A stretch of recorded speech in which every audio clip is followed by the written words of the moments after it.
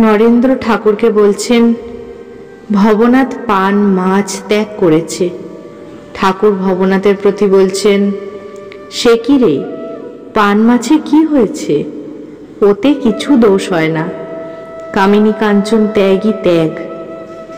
রাখাল কোথায়? একজন ভক্ত বলছেন, আজ্ঞা, রাখাল ঘুমোচ্ছেন।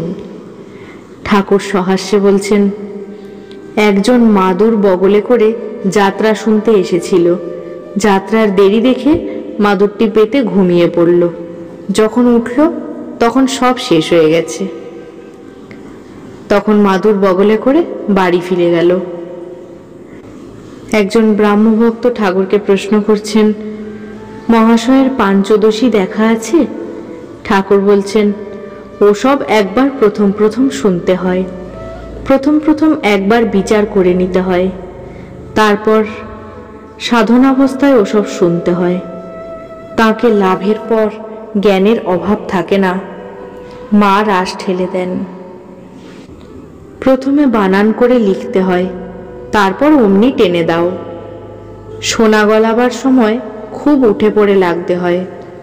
এক হাতে হাপড়, এক হাতে পাখা, মুখে চঙ্গ, যতক্ষণ না সোনা গলে। গলার পর যাই গড়নেতে ঢালা, অমনি নিশ্চিন্ত।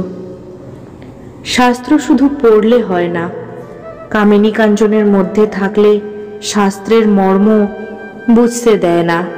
সংসারের আসক্তিতে জ্ঞান লোপ হয়ে যায়।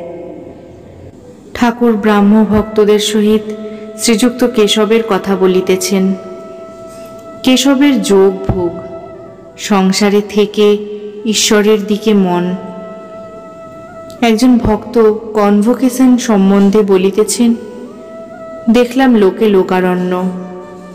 ঠাকুর বলছেন, অনেক লোক একসঙ্গে দেখলে ঈশ্বরের উদ্দীপন হয়। আমি দেখলে বিহ্বল হয়ে যেতাম।